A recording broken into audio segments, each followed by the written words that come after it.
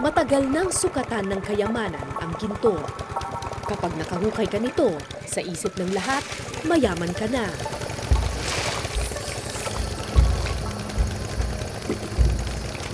Pero sa bayan ng Paracale sa Camarines Norte, ilang beses man silang humukay ng ginto, hindi nakakaahon sa putikan ang karamihan.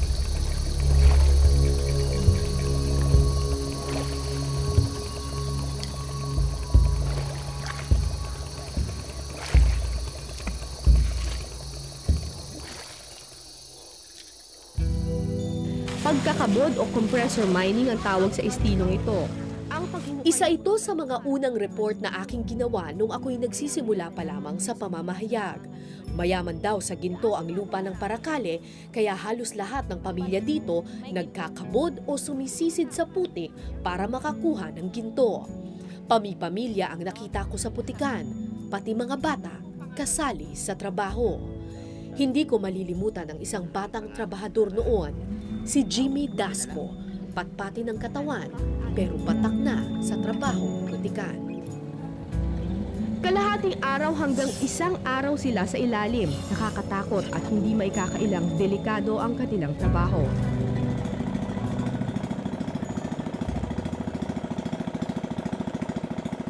Makalipas ang 13 taon, nagbalik ako sa Paracale.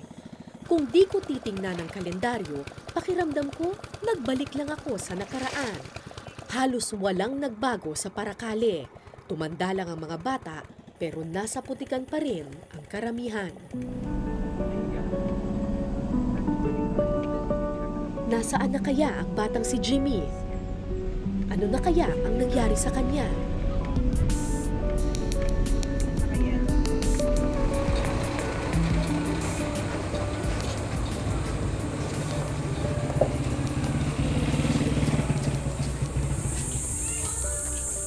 Gandang araw, Nay. Kilala niyo po si Jimmy Dasco? Dito po?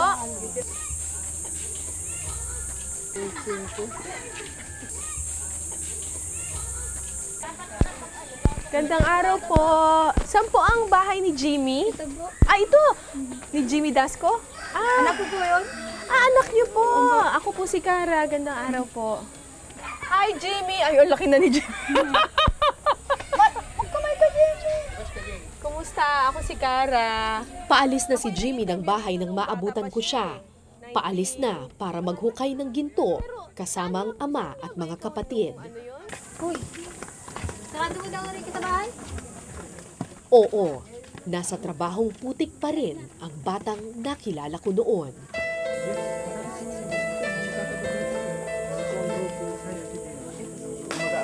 Thank you po.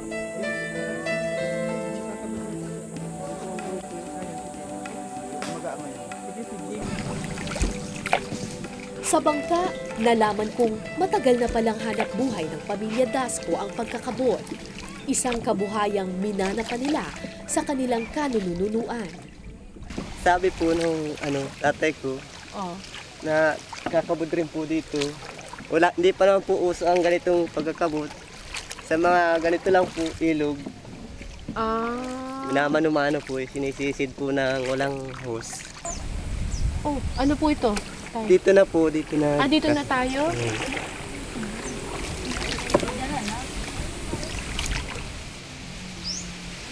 Labing isa ang anak ni Mang Agapito. At si Jimmy ang panganay. 24 na taon na itong trabaho ni Mang Agapito. Halos lahat ng mga anak niyang lalaki katulong niya sa pagkakabod.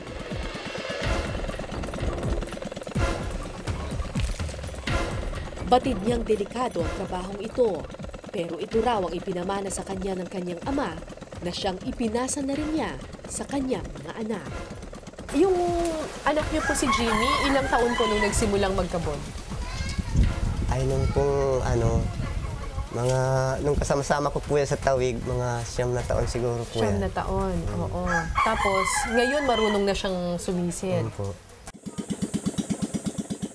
Bilang panganay sa magkakapatid, unang lumusong sa hukay si Jimmy. Gano'n po kalalim yan, Tay? Kwan lang po, dalawang pantay ko pa lang po ito. 2 tao. Dalawang lampos. So sa ilalim, anong ginagawa? Pinapala po yan yung ganyan lusak. May pala siya sa ilalim? Meron po. Tapos ilalagay niya sa loob ng sako? Oo, sa loob ng sako. Then pag tiningting niya ito, itataas ko naman. Sa tulong ng isang kompresor na may mahabang hose, nakakahinga sa ilalim ng putik ang mga nagkakabod. Halos wala kang makikita sa ilalim. Tanging ang hose lang ng kompresor ang lifeline at linya ng komunikasyon sa taong nasa hukay. Dahil dito, isa ang compressor mining sa pinakadelikadong trabaho. Minsan po may namamatay dahil Namamatay. Bakit po namamatay? minsan po may natatapagan din. Anong natatapakan? Yung pong halimbawa, may drive na po yung balon. Minsan po naguho din yun. Gumuguho yung Lupa po. Yung lupa. Sige lang naman po ang bula nung Ang kala po nila buhay pa yun, nahinga pa sa ilalim. Pero yung pala, Ayun pala po patay na.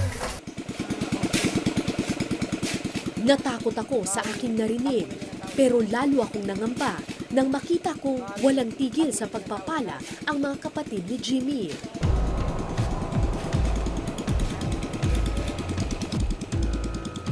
Muntik na raw kasing mabitak ang pader ng hukay kanina. at yung nilawakan ko. Mabagsak po kasi ito, buhangin lang kasi yan. Oo. Then, ikinlaglag ni Jimmy. Kaya, pinabawasan.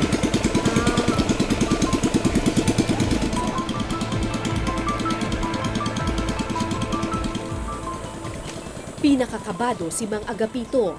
Ilang beses na kasing muntikan siyang mamatay sa loob mismo ng hukay. Ayaw na niyang mangyari ito sa kanyang mga anak. Hindi ko po napansin na babagsak na pala yung nasa taas ko. Oo. Ay, nung pong pagbagsak, yung biglang atras ko din po, nabasag naman po yung nadurog po yung buhangin. Nagdag-ana po sa akin yung Nadaganan kayo sa ilalim ng tubig? po. Nadag-ana na po. Eh di ang bigat nun. Mabigat nga po, kaya lang po ay sa takot ko rin di pinersa ko na lang din po at pag hindi po pipersa, mamamatay tayo sa ilalim. Sa kabila ng peligro, tuloy ang buong pamilya sa pagtatrabaho. Mahigit 1 oras na nasa ilalim ng hukay na ito si Jimmy. Ang ginagawa niya, humuhukay siya ng humuhukay para lumalim. So far, yung nakukuha niyang mga lupa, parang ganito siya, parang putik pa. Hindi to okay. Ang hinahanap natin, yung parang buhangin siya, tapos may mga bato-bato, yun daw yung may ginto. Makalipas ang 1 pang oras, mas maganda-ganda na ang buhanging inaangat ni Jimmy. Sinubukan namin itong ipabiri.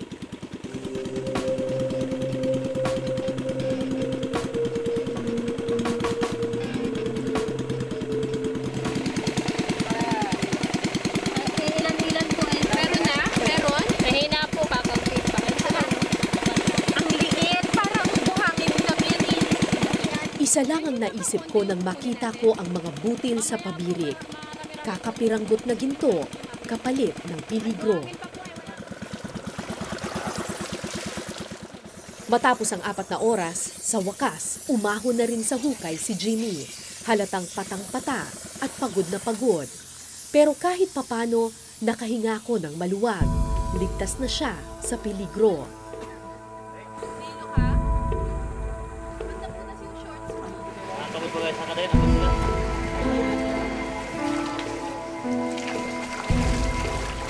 Pero ang hindi ko alam, pagkatapos ni Jimmy, may mga mas nakababatang kapatid pa pala siya na lulusong rin sa hukay.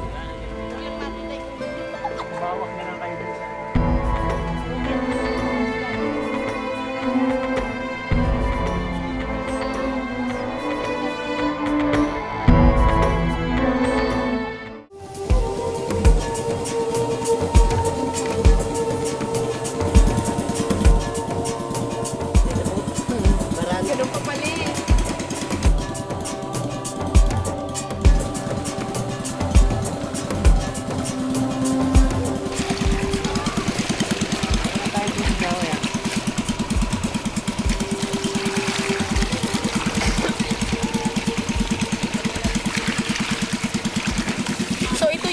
kawawa, ang ginagawa namin dito, sinisift namin yung lahat ng mga buhanging nakukuha ni Jimmy mula dun sa ilalim. Pinapadaan namin dito. Tapos makikita ninyo, yung mga malalaking bato may iiwan dito sa taas. Tapos yung mga fine na buhangin mapupunta dito sa ilalim. Dito sa ilalim, may nilagay silang mga, ito yung bark ng saging. Kasi may grooves siya na maliliit, para siyang natural sifter. Diyan sa loob, doon sisiksik yung mga ginto, yung mga gold dust. Kapag fine na yung lupa, doon siya ilalagay, doon sa pabirik, para pwede na silang mag-gold panning. Ate, may nakuha ka na dyan? Ayan! Meron ako nakikita!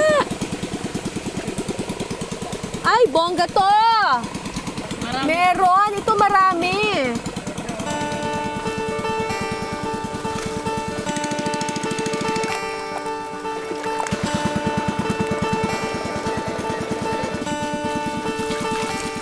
Ang trabaho ng isa, trabaho ng lahat. Tulad ng maraming backyard industries, ang compressor mining ay trabaho ng buong pamilya.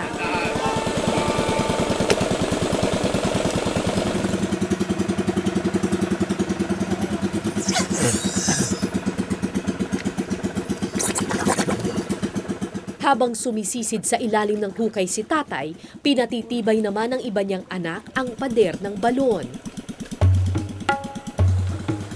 May isang tagaangat ng nahukay na buhangin. May tagapala.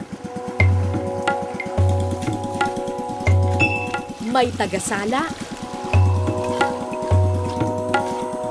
At may tagasuri kung gaano na karaming ginto ang nakukuha nila. Wala ni isa sa mga anak ni Mang Agapito ang nakatuntong ng high school. Maaga kasi silang namulat sa pagtatrabaho. Paano ba malalaman? Grade 3 lang si Jimmy nang magsimula siyang sumisid ng ginto. Nung una, para lang may pambaon siya sa eskwelahan. Pero nang lumaon, pinalitan na nito ang edukasyon. Ba't hindi mo pinagpatuloy yung pag-aaral? Ako, mahirap ng panganay. Panganay po ako. Kaya? Nag-asikaso po ako sa mga kapatid ko. Kung nag-eskwela nun, sabi ko, sila na lang magpatuloy ng pag-aaral. Saka titigil na. Hindi naman rin dari hilig. Hilig rin sa kaburan. Mahirap ang nagkakabud. So ayaw mo sana? Ayaw ko sana. Kasi gusto rin nila eh.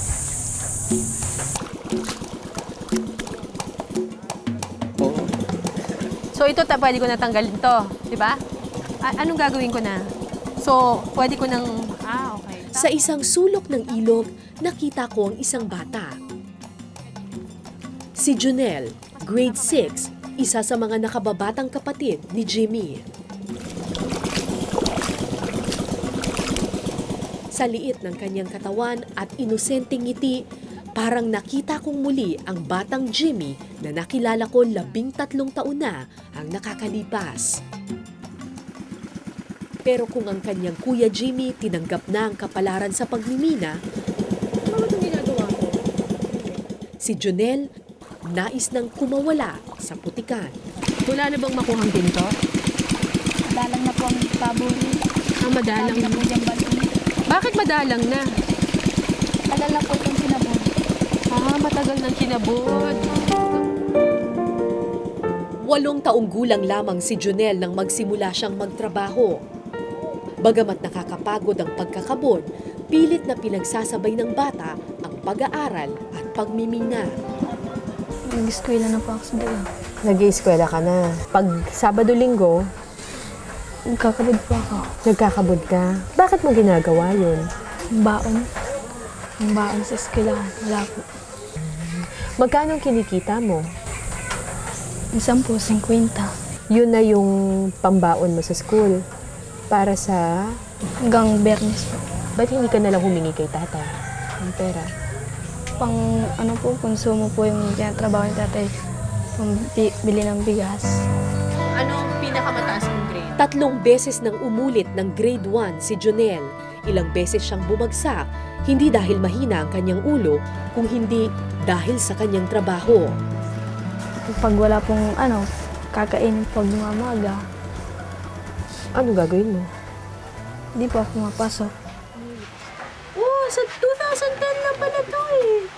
Kaya naman nang makatapos siya ng grade 6 kamakailan, isa lang ang naisip ni Jonel. Sa wakas, makakaahon na rin siya sa putikan. Mahirap na po ang pagkakabod. Ubus na po ang lupa. Walang kasiguruhan kung may pagpapatuloy ni Jonel ang kanyang pag-aaral. Isa lang ang sigurado ngayon, kailangan niyang lumusong para sa pangarap na pag-ahon.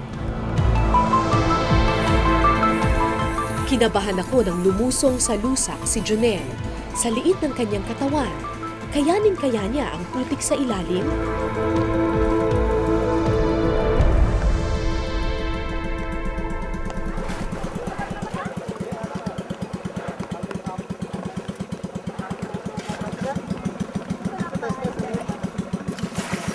Pero makalipas ang ilang minuto, umahon din ang bata.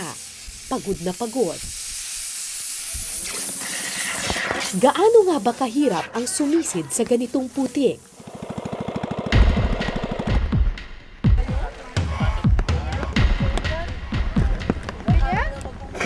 Oh my God, ang lalim.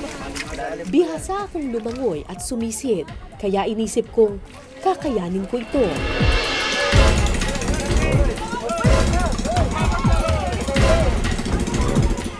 Makiangat na po yung buka sa loob. Ikasa mo sa ganito mo para di ka mapasukan.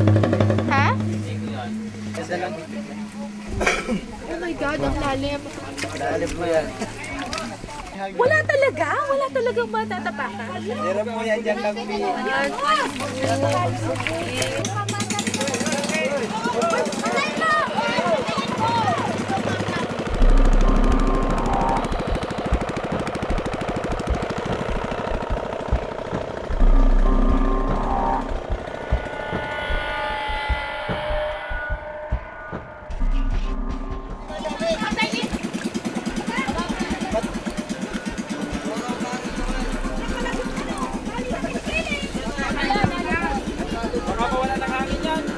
Hindi naman ito nakahinga.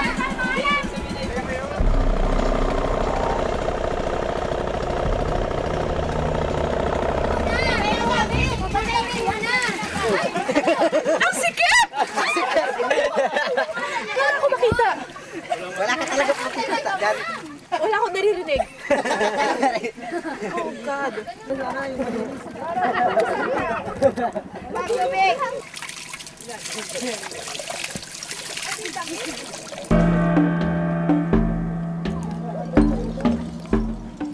Nakakapraning sa ilalim.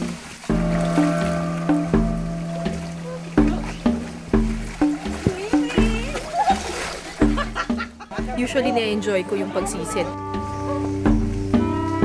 Pero this time, masyadong heavy, masyadong thick yung water na parang dumidikit sa balat mo and it's really pushing you down. Ang sikip-sikip ng feeling doon sa loob na parang claustrophobic yung dating mo doon eh. Kasi ang sikip-sikip nung tas wala kang nakikita, it's pitch black doon sa ilalim. Ini-imagine ko na lang ngayon, ako I stayed there only a few seconds, tapos hindi na maganda yung feeling ko, napapraning na ako, nagpapanik na ako in my head. Paano pa sila na half a day, 4 hours to 6 hours na nandun lang sa ilalim ng balon na yon?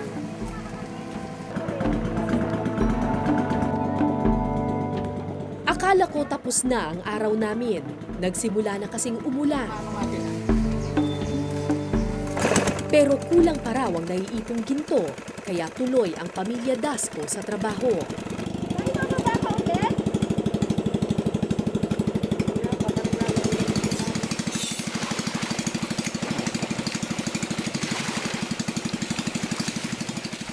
Para mas mapabilis ang paghuhukay sa balon, sabay na lumusong sina Mang Agapito at ang pangalawa niyang anak na si Jerry.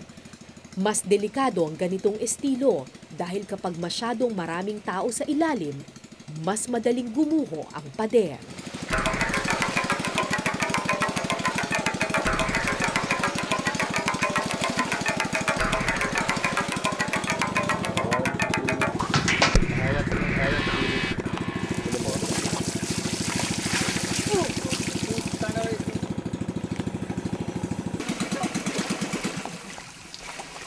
Alas 4 na ng hapon nang umahon ang mag-ama. Isa-isa ng inipon ni Jimmy ang laman ng akawan.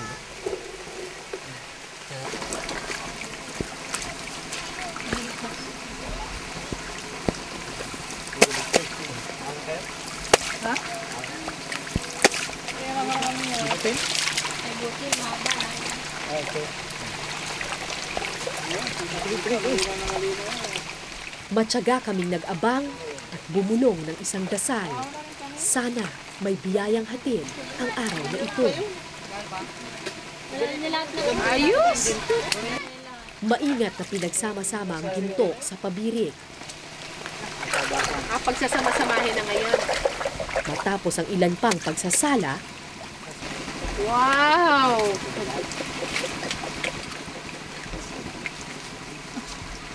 Ilan yan, Jim? Dalawang bahay lang. Dalawang bahay. Isang gramo lang may bit. Isang gramo lang yan. gapiso lamang ang laki ng gintong nakuha ng mag-anak. Ito ang katumbas ng isang araw na pagod at pawis sa putikan. Sana, kapalit nito'y hindi barya lamang.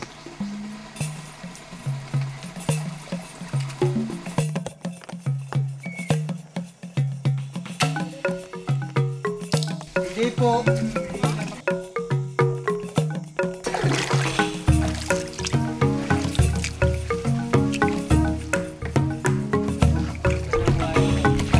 Blink, blink. Inauna ko kayo. Low tide na nang makabalik kami sa bayan. Hindi na kinaya ng aming bangka, kaya kailangan maglakad ng mano-mano. Oh God! Oh my God! Lord!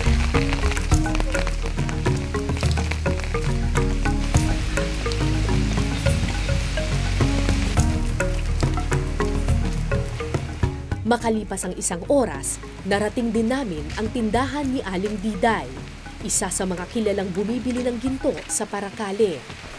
Ay, gandang gabi po. Magkano po ba ang ano dito? Ang bili dito? 820 ang babayad. Magkano po? 820 po. 820 ang isang Bahay. bahay. Ano po yun? Isang gram? Ay, Hindi. 2 gram. 2 gram. Ano yung nilalagay mo? Asin? Borax. Borax. Agad na niluto ni Jimmy ang ginto para matanggal ang asoge o mercury nito.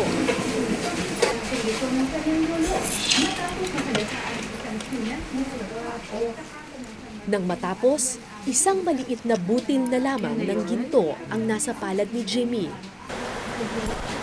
At nang timbangin ito, Dalawang bahay at 6 na palay. 1 gramo yan sa 6 na palay. So, magkano po lahat? 1,886 pesos ang kabuang halaga ng nakuha ni na Jimmy. Akala ko ito na ang perang iuuwi nila. Pero nang mag-compute si Aling Diday, tila marami pa palang ibabawas sa kanilang kita. Ano po yung 138? Gasolina po na ginamit ng kompreso. Gasolina. Sa inyo rin bumili ng gasolina. Okay. So, aawas. Magkano lahat? 1,748. Ilan ba kayo maghahati-hati dyan? Ito lang po kami. 7. Ikaw? Ito po kami. Pati po makina. Anong makina? Yung ang ginamit natin. Yung motor makina. Hindi sa inyo yung makina. So, babayaran nyo rin yun. Isang parte din po yun. Isang parte rin siya. Kayo rin ang may-ari ng compressor. Hindi po yung anak ko. Sa huli, nakakuha lamang ng 1,495 pesos ang pamilya Dasco. Perang paghahati-hatian pa ng 6 na trabahador.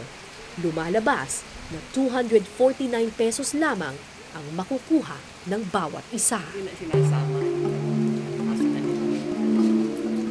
249 pesos, katumbas na isang buong araw sa putikan.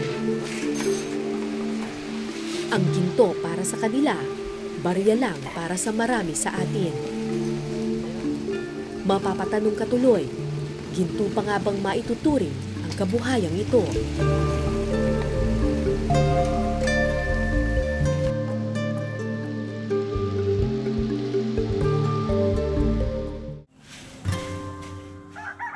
Bago natapos ang araw, binalikan ko ang pamilya Dasco sa kanilang kubo. Nakita ko si Jonel, hawak-hawak ang kanyang diploma. Kagagraduate lamang ni Jonel sa elementary kamakailan. Iyon na marahil ang pinakamasayang araw daw na kanyang naranasan. Kunyari may isa kang pangarap. Anong pinagdarasal mo? Kapag high school. Magtutuloy ka ba sa high school? Ang ko po. Bakit? Wala pong pera. Ano nga ng pera? Wala pong pambili ng mga t-shirt. Nagulat ako sa sinambit ng bata. Araw-araw silang humahawak ng ginto, sumisisid sa gintong putikan, pero pambili ng damit at pambaon sa eskwelahan, hindi man lang mapunuan. Akala ng lahat nahuhukay ang ginto. Pero para sa mga tulad ni Jonel na araw-araw lumulusong sa putikan, ang piraso ng papel na ito ang tunay na yaman. Ako po si Cara David at ito po ang Eyewitness.